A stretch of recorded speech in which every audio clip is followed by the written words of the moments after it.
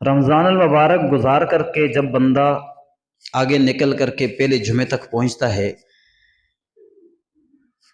تو اسے تھوڑی دیر کے لیے رک جانا چاہیے.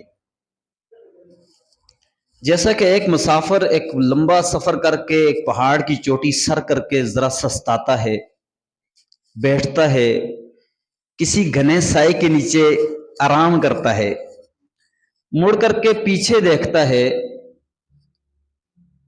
کہ اس نے کتنا لمبا سفر کیا، کہاں سے آیا، کہاں تک جائے گا. وہ پیچھے اسے پورا سفر اس کی سکرین پر چل رہا ہوتا ہے، بلکہ دیکھ رہا ہوتا ہے فلاں جگہ سے گزرا ہوں، وہاں سے آتے آتے یہاں پہنچا ہوں. آگے کا منظر تھوڑا دھندلا دکھائی دیتا ہے، پتہ نہیں کب پہنچوں گا، کس وقت پہنچوں گا. بس یہی مثال ہے کہ بندہ بھی اس جمعہ میں ذرا رک جائے، کسی جگہ بیٹھ جائے، کسی سایہ دار درخت کے نیچے، کسی تنہا جگہ پر، یا اللہ کے گھر مسجد میں آ کر کے کسی دیوار کے ساتھ ٹیک لگا کر کے تھوڑی دیر کے لیے بیٹھ جائے اور آنکھیں بند کر دے اور اپنی زندگی کا جو سفر اس نے گزارا ہے سب کو سکرین پہ لے آئے کہ میں کہاں سے آیا ہوں، کدھر تک پہنچا ہوں، اب کہاں جانا ہے. اور ذرا اپنے نفس کا محاسبہ کر لے، جیسا کہ حضرت عمر رضی اللہ تعالی نے فرمایا کہ حاسبو قبل ان تحاسبو، اپنے آپ کا محاسبہ کریں اس سے پہلے کہ آپ سے حساب لیا جائے. وزنوا اعمالکم قبل ان توزنوا، اپنے ذرا اعمال کا وزن کر لیں اس سے پہلے کہ آپ کے نام اعمال کا وزن کیا جائے. اور واستعدوا لعرض الاکبر، اور اپنے آپ کو اس بڑی پیشی کے لیے تیار کر رکھیں جس کے لیے اللہ تعالی نے فرمایا یومئذ تعرضون لا تخفى منکم خافیہ، کہ وہ دن ہوگا جس دن تمہیں پیش کیا جائے گا، اس دن کوئی پوشیدہ رہنے والی چیز کوئی پوشیدہ نہیں رہے گی، سب کچھ سامنے ہوگا. تو لہٰذا جب بندہ اس مقام پر پہنچے تو اپنے آپ سے چند سوال کرے، ذرا آرام سے بیٹھ کے کرے کہ میں کیا ہوں، میں کون ہوں، مجھے اور میں کیا کر رہا ہوں، مجھے کیا کرنا چاہیے تھا، میں کیا کر رہا ہوں، مجھے کیا کرنا نہیں چاہیے تھا، اب میں کیا کروں گا. یہ 4 5 6 قسم کے سوالات اپنے لیے تیار کرے اور بڑے کلیئر انداز میں اپنے آپ سے محاسبہ کرے. اور محاسبے میں ذرا بھی اپنے ساتھ رعایت نہ کرے، اپنے نفس کو جہاں ملامت کرنا ہے ملامت کرے، جہاں اس کی تعریف کرنی ہے اپنے آپ کی تعریف کرے، جہاں اپنے آپ کو اپریشیٹ کرنا ہے اپریشیٹ کرے، جہاں اپنی آپ کو ڈی گریڈ کرنا ہے وہاں ڈی گریڈ کر کے دیکھے، اپنے نفس کو وہاں ذرا جھنجھوڑ لے، 3 4 کیٹیگریوں میں اپنے آپ کو جھنجھوڑ لے. سب سے پہلی چیز میں یہ کرے کہ اپنا اخلاقی معیار کو دیکھے، یعنی ایز اے انسان ہونے کے دیکھیں کہ میں ایز اے انسان ہونے کی کس جگہ پر ہوں، کس لیول پر ہوں. اب اخلاقی معیار میں سب سے پہلے زبان آ جاتی ہے کہ زبان کے اعتبار سے دیکھیں میں زبان کے اعتبار سے کیسا ہوں. کیا میرا تکیہ کلام کہیں گال تو نہیں ہے کہ میں ہر بات پر گال نکالتا ہوں، یا غصے میں آتا ہوں تو میں گالیاں نکالتا ہوں، یا ذرا بھی میری خلاف طبیعت بات ہو جاتی ہے تو میری زبان کینچی کی طرح چلتی ہے. ذرا اپنے آپ سے سخت سوالات کرے. کیوں؟ اس لیے کہ زبان پر تو سب سے پہلے پکڑا جاتا ہے.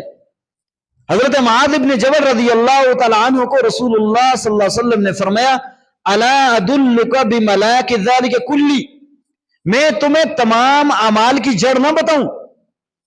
تو حضرت نے فرمایا کہ اللہ کے رسول بتائیں نا کیا ہے. فرمایا کف علیک ھذا، اس زبان کو ذرا پکڑ کے رکھنا، یہ تو 2 جبڑوں کے درمیان ہے، اسے کنٹرول میں رکھنا.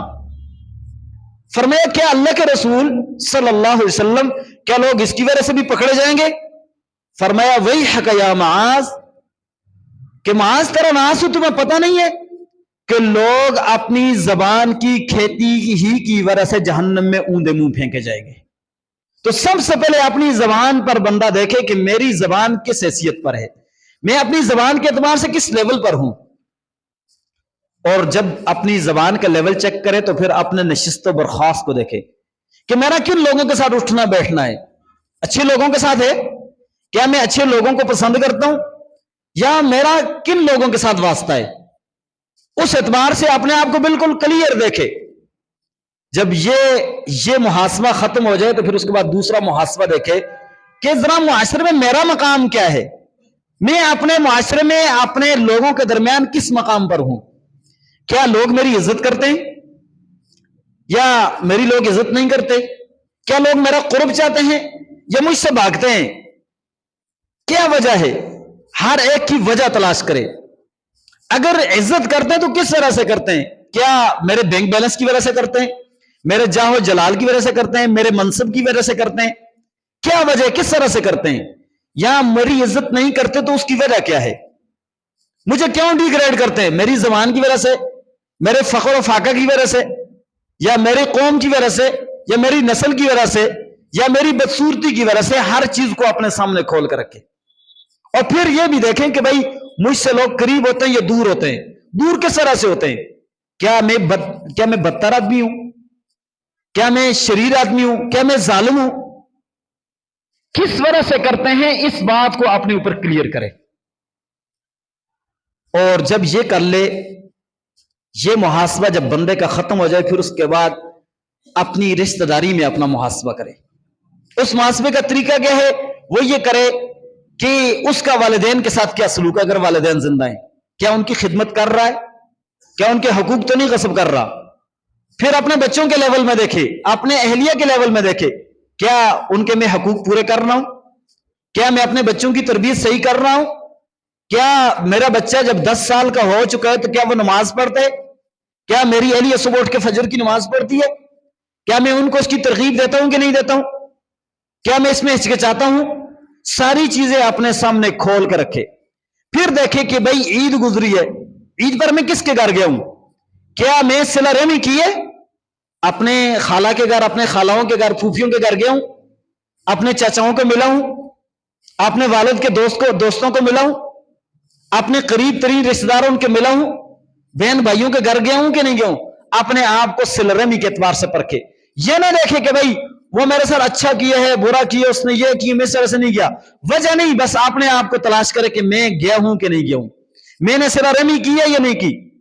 کیا میں نبی علیہ الصلوۃ والسلام نے فرمایا صل من قطعک واعف عمن ظلمک، کہ جو آپ کے ساتھ توڑے اس کے ساتھ جوڑے، کیا میں نے اس پر عمل کیا ہے؟ جب یہ محاسبہ پورا ہو جائے تو پھر آخری محاسبہ کرے، اپنے فائنانس کے اعتبار سے، اپنے مال کے اعتبار سے کرے.